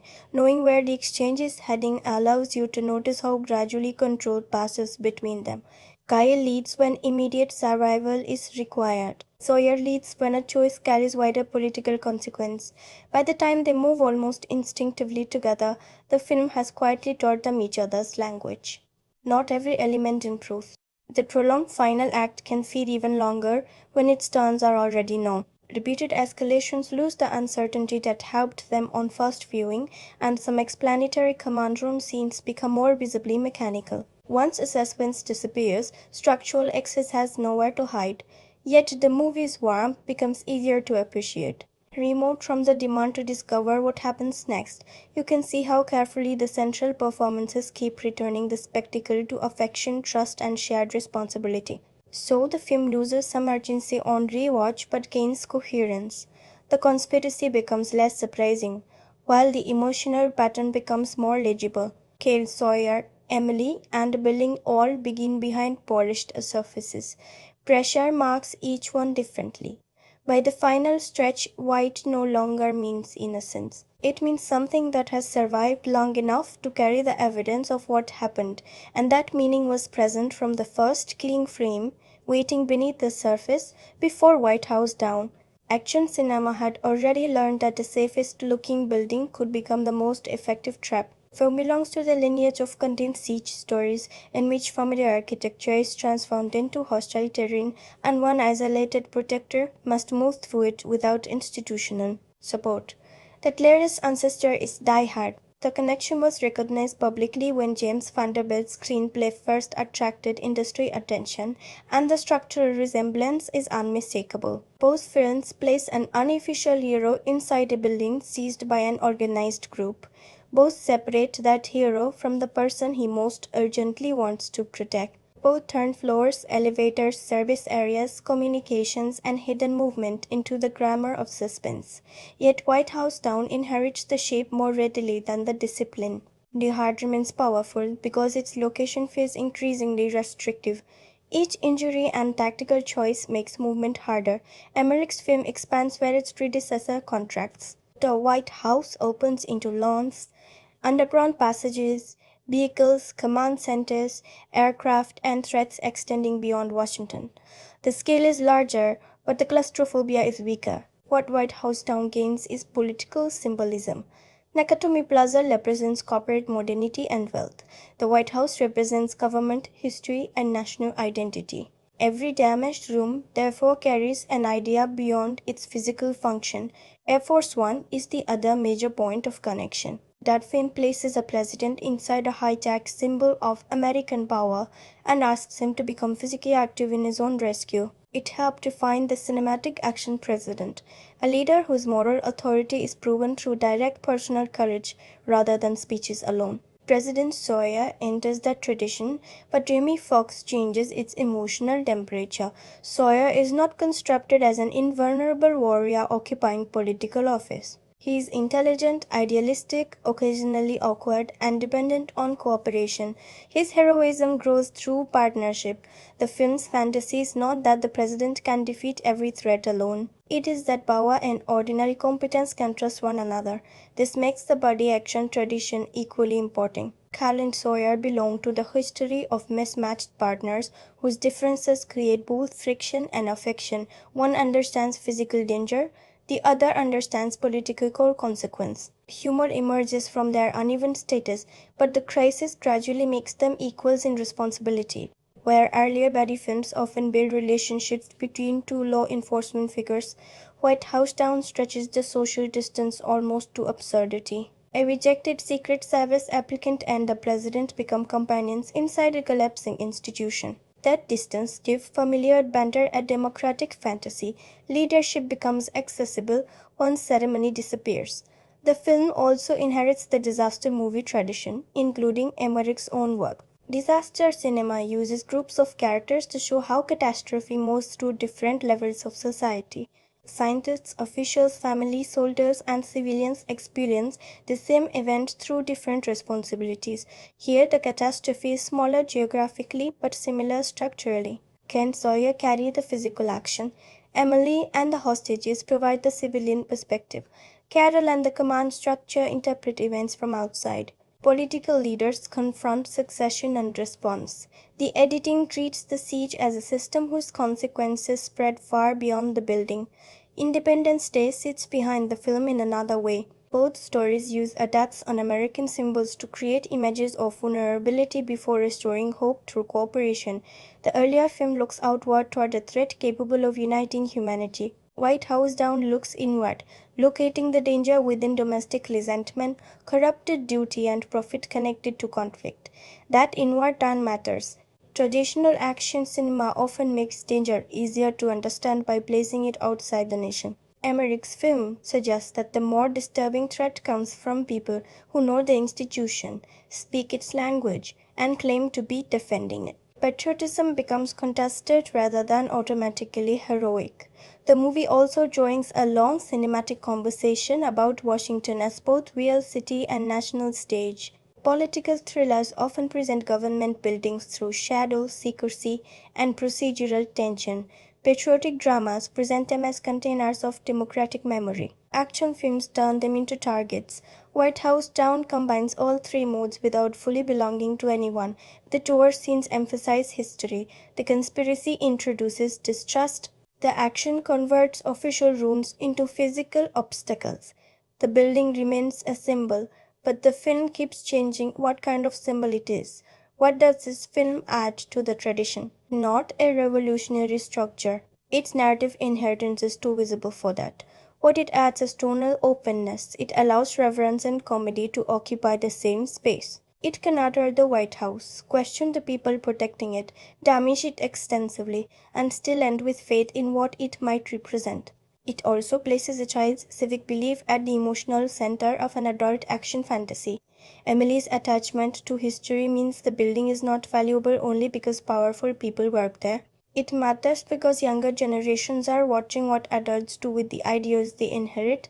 That gives the familiar rescue narrative a small but meaningful change. Cale is not only saving his daughter from danger, he is trying to become worthy of the belief she has placed in heroes, institutions, and him. The films before White House don't supply the trap location, active president, mismatched partnership, and monumental destruction. Emmerich combines them into a bright late echo of the large studio action movies that shaped his own career. It may not transform that inheritance, but it reveals why the inheritance survives. We return to these stories because they make fragile systems visible. They reduce enormous political fears into rooms, choices, and relationships we can emotionally understand. Then they cover the white walls in dust and ask whether the meaning can survive. From this moment, we go into full spoilers. If you have not yet seen this film, stop here, go experience it first, and come back. Some things deserve to be felt before they are understood. The central betrayal belongs to Martin Walker, the retiring head of the presidential detail. The person trusted to guide Sawyer into safety is the architect of the crisis. This is the film's clearest expression of its distrust of surfaces. Walker does not break into the institution. He has spent years being recognized as part of its protective structure. His motive begins with grief. Walker lost his son during a failed military operation connected to Iran, and he blames Sawyer for the decisions surrounding that loss. Yet grief alone does not explain the scale of his actions. He transforms personal pain into a demand that the world reproduce it. He wants Sawyer to suffer, but he also wants to redirect American power toward catastrophic retaliation. The tragedy is not that Walker feels abandoned. The tragedy is that he begins treating vengeance as proof of love for his son. Rather than preserve the meaning of the life he lost, he views an operation capable of destroying countless other families. His private wound spreads across the institution like smoke, making every room part of an argument that can no longer bring the dead back. Emily Stens provides the operation's physical control, while Skip Tyler attacks the technological systems beneath that control. Together, they turn the White House's protections inward. Communications, emergency infrastructure, secure access, and military assumptions become sources of vulnerability because the conspirators understand how authority expects those systems to behave. Emily's recording becomes crucial because it gives the outside world a view the attackers cannot completely manage. Her political interest, introduced as youthful enthusiasm, becomes a form of resistance. She recognizes that witnessing matters. Power depends partly on controlling the story of what is happening, and her footage interrupts that control. The courage places her in greater danger once her identity and connection to Cale are discovered. From that point, she is no longer only one hostage among many. She becomes leverage against the person disrupting the operation from within. The plot tightens Cale's public and private duties into the same unbearable space. Meanwhile, the crisis expands through presidential succession. After Cale and Sawyer are believed to have died during the vehicle escape, Vice President Hammond assumes the presidency. The transfer is constitutionally orderly even though the information producing it is false. The film uses this moment to show a system functioning exactly as designed while moving further away from reality. Then Tyler gains enough access to redirect a missile toward Air Force One. The aircraft is destroyed, killing Hammond and the people with him. The scene is treated as a strategic escalation rather than a graphic event, but its thematic meaning is severe. A symbol of presidential mobility becomes a weapon against presidential continuity. The nation loses a leader because its own defense network has been corrupted. Speaker Eli Raffleson is then elevated to the presidency. On a first viewing, he appears to be another official pulled unwillingly into a nightmare. On rewatch, his calm authority carries a different texture. Every step in the succession has moved power closer to the person who ultimately benefits from Sawyer's removal. Raffleson orders an attack on the White House after being convinced that the building and everyone inside it represent an unacceptable threat. The dashing places Cade, Sawyer, Emily, the hostages and the attackers beneath the same approaching force. The government prepares to destroy its own symbol in order to preserve itself. Here the white surface reaches its darkest meaning. The building is no longer protected because of what it represents. It is marked for destruction because control of the symbol has become more dangerous than the loss of it. Marble, history, and ceremony are reduced to coordinates. Sawyer chooses to surrender when Emily is used against him. This decision completes his movement away from distant authority. He places himself within Walker's control because leadership, in this moment, means accepting personal vulnerability to protect someone without political power. The president becomes most faithful to his office when he is willing to risk the office holder. Walker's final objective is to use Sawyer's authorization to launch nuclear weapons against Iranian targets. The plan reveals how completely grief has overtaken proportion. He intends to turn his son's death into an event capable of beginning far greater destruction. Peace for Walker feels like an insult because it appears to close the conflict without satisfying his desire for punishment. Cale responds by creating disorder inside the building. Fire and smoke become distractions, spreading through rooms already damaged by the siege. The method is visually appropriate. He cannot restore the White House while the conspiracy still controls it. He must intensify the visible destruction to interrupt the invisible structure beneath it. The remaining confrontations bring the film's opposing forms of masculinity into direct contact. Stance represents strength force separated from moral responsibility. Cale possesses comparable physical capability, but his actions remain connected to protection. The struggle is not only about who is stronger, it contrasts competence used for domination with competence used in service of others. The hostages also stop being passive. Their resistance helps fracture the attacker's control, and the tour guide becomes unexpectedly important in preventing further loss. This is consistent with the film's democratic fantasy. Rescue does not belong exclusively to the designated hero. Once fear loosens its grip, ordinary people can act within the small opportunities available to them. Tyler's attempt to escape ends when the hidden infrastructure he manipulated becomes part of his own downfall. There is a blunt irony in this. He treated the White House as a system he could master through access and technical confidence. The building finally becomes too unstable for anyone to control completely. A worker forces Sawyer into the final authorization process and uses the president's physical identity to advance the launch sequence. The image completes the film's warning about institutional design. Even the body of a legitimate leader can be converted into a tool when consent is reduced to technical verification. The system recognizes Sawyer without recognizing that his will has been removed. Cale reaches the final confrontation through a piece of presidential machinery, turning another symbol of protection into direct resistance. Walker is stopped before the catastrophic launch can be completed. The sequence is exaggerated, mechanical, and unmistakably Emmerich, yet its emotional logic is clean. Cale defeats the conspiracy by refusing to allow official objects to retain only their assigned purpose. Sawyer appears to have been fatally wounded, but the antique pocket watch associated with Abraham Lincoln has absorbed the impact. The device is improbable, almost proudly so, but it completes the pattern planted earlier. History does not save Sawyer as an abstract idea. A physical object carrying historical memory becomes part of his survival. The symbolism is generous rather than subtle. Lincoln's legacy, carried close to Sawyer's body, protects a president committed to ending conflict. The past does not remain behind glass as part of the tour. It enters the present and bears the mark of violence. Outside, the approaching aircraft prepare to destroy the White House. Cale cannot communicate the truth quickly enough, and the institution outside still believes the institution inside has been lost. Emily then runs onto the lawn, carrying the presidential flag, and waves it before the pilots. This is the ending's defining image. A child stands in front of a damaged White House holding a symbol larger than her body. She has no official authority, secure communication, or military command. She has only visibility and belief. The pilot sees her and abandons the strike. The moment is unrealistic in the way myths are unrealistic. It reduces national survival to a gesture that can be understood instantly. Emily saves the building by making its human meaning visible. The flag does not matter because it grants her power. It matters because she uses it to remind power what it is about to destroy. Cale's arc reaches completion beside that image. He wanted Emily to see him as heroic.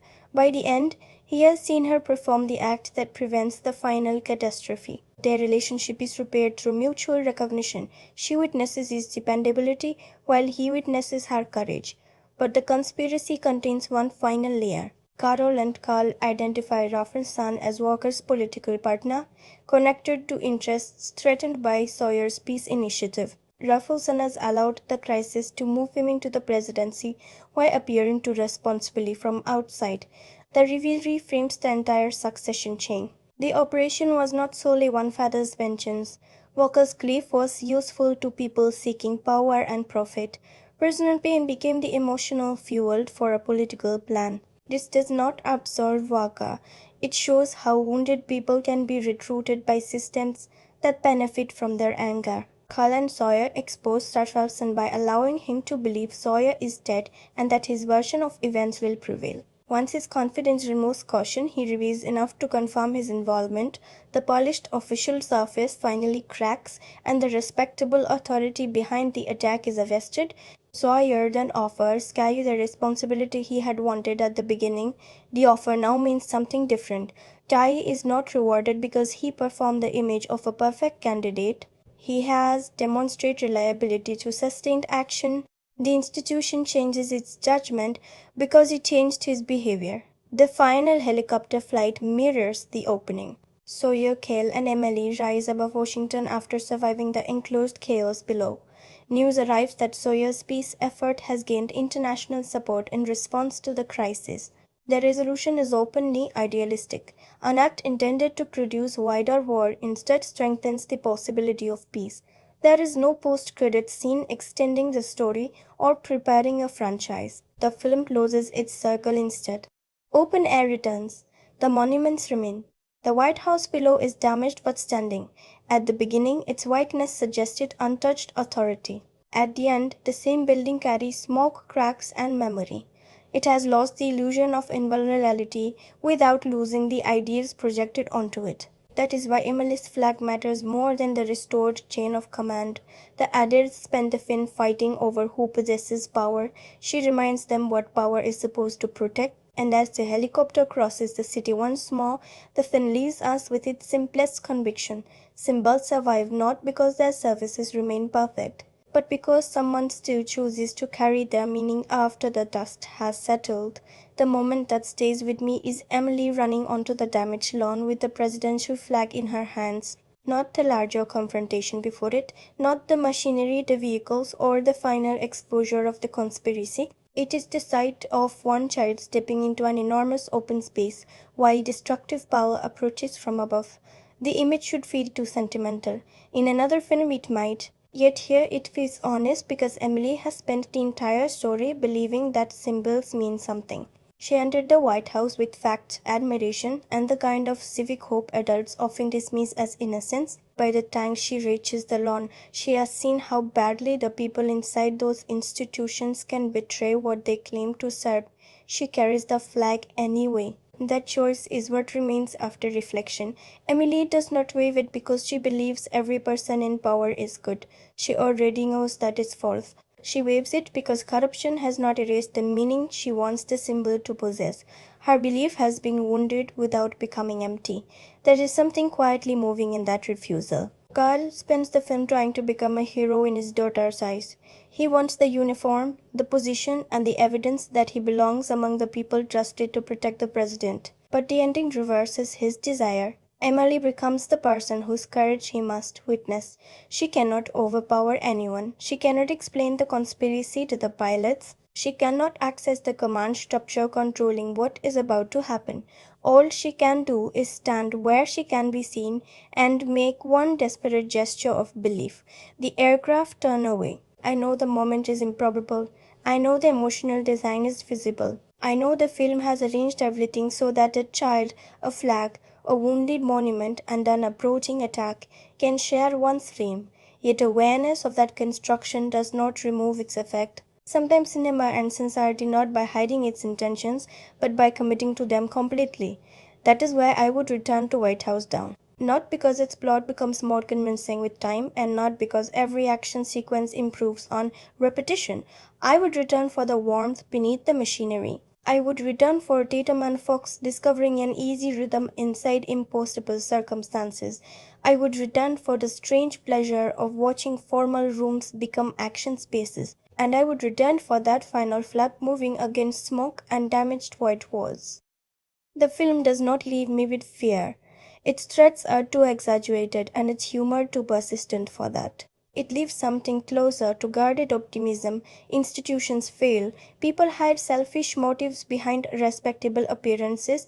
Grief becomes anger. Oratory acts on incomplete knowledge. Even the systems created to preserve stability can be turned toward destruction. Still, one person can interrupt the motion. That idea is simple, perhaps simpler than real life permits. But simplicity is not always dishonesty. Sometimes it identifies the feeling beneath a complicated experience. Most of us cannot control the institutions surrounding us. We cannot always correct the information guiding powerful decisions.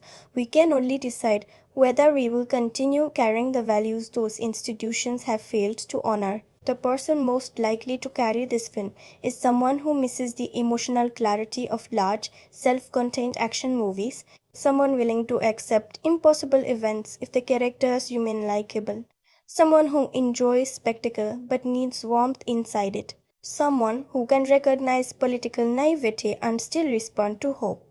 It may also stay with fathers who understand that love does not automatically repair absence. Talia's journey is a fantasy of immediate redemption, but a need beneath it is real. He wants his daughter to believe that he will be present when presence becomes difficult. By the end, she does. Yet, the more beautiful change is that he now understands her strength as clearly as she understands his. Their bond is not restored because he becomes the only hero in the story. It is restored because they each act courageously while separated, then meet again carrying proof of what the other could not see. When I think of White House Down, I do not first see an untouched building shining in Washington sunlight. I see that building marked by smoke. I see the lawn disrupted, the white surface carrying grey dust, and Emily standing before it with the flag lifted above her. The image does not promise that institutions will remain pure. It promises that meaning can survive their failure, and for all the film's noise, excess, and unevenness, that is a feeling worth carrying after the final helicopter disappears into the open sky. White House Down is a film of cracked marble and stubborn optimism. It begins with an institution presenting itself through immaculate surfaces, then spends more than 2 hours revealing how little those surfaces can guarantee. Security fails. Authority becomes confused.